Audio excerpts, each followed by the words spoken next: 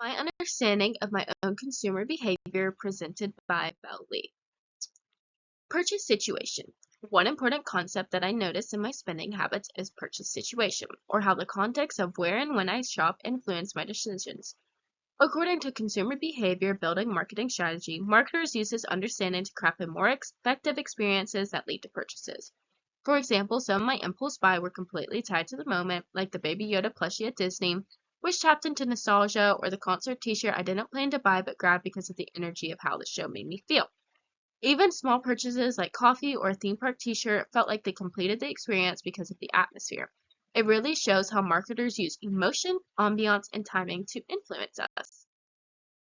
Extended decision making, which is defined in our textbook, involves an extensive internal and external information search followed by a complex evaluation of multiple alternatives and significant post-purchase evaluation. It typically happens with high involvement or expensive purchases. Clearly, this is very effective with me as it applies to much of my big decisions, like reactivating my Hotworks membership, booking my Galapagos trip, and buying my flight to Tokyo. I researched a lot, weighed the pros and the cons, and made sure they were the right fit for my goals. My tattoo was also a very personal experience this year. I had to do years of research, planning, and choosing the correct artist to make sure it fit for me. This is a perfect example of why taking your time and decision really matters. Task decision or gift giving in my experience. Task decision is the reason behind a consumption activity. It often breaks down purchases made for personal use versus those made for gift giving or others' benefits. A lot of my purchases were actually for others. I got an audiobook for my mom, Lego set for a kid, flowers to show appreciation, even my dog treats reflect caretaking behavior.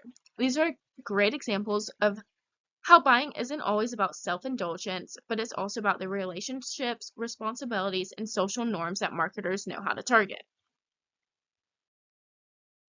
Physical surroundings, which can include decor, sounds, aroma, lighting, weather, merchandise layout. These elements shape the situational influences that affect consumer decisions, especially in retail and travel experiences. The designs in the stores clearly had an influence on me. An activity book stood out to me because of the bright colors. A special edition book caught my eye thanks to metallic lettering and packaging. Even the snorkeling tour felt more exciting because of the way the brochure and the photos were presented.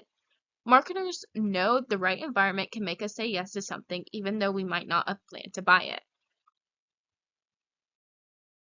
Nominal decision making or brand loyalty.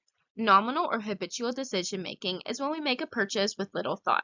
We rely on past experiences and default to known brands. Evaluation only happens if the product doesn't meet our expectations. This is clearly me with my gas station, my Dunkin', Chipotle, and Apple products. These are all purchases that I make regularly without thinking much because I trust the brand and I know what I'm getting myself into. Again, as stated, familiarity is one of the most important elements that contribute to habitual buying.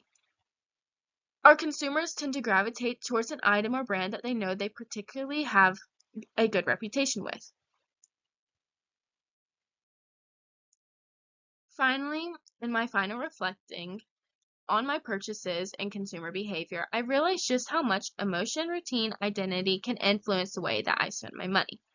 Whether it's a spontaneous purchase like the Baby Yoda plushie or repeated loyalty to Dunkin' or Apple, I am constantly driven by emotional needs, brand trust, and convenience. I also learned that with my self-concept and lifestyle choices like investing into a Hotworks membership or traveling to the Galapagos, it leads me to more deliberative research plans and often tied to see who I see myself as or who I want to become. The influence of family and social roles came through especially in my gift giving, like the flowers that I bought, dog treats, or even the Lego sets. These choices weren't just for me. They're about caring for others and fulfilling shared experiences. Even details that I might not have noticed before, like packaging, smells, colors, the store environment, clearly impacted of what caught my eye and what caught my attention that led to some of my impulse buys. Ultimately, I have become more conscious of how marketers craft their strategies to appeal to people like me, from emotional hooks even to their loyalty programs. And I can now recognize when I'm being influenced and how. This project has given me the insight into my own decision-making patterns, but it also has made me more aware of how I fit into the bigger picture of consumer marketing. Thank you so much. And then here are all my references.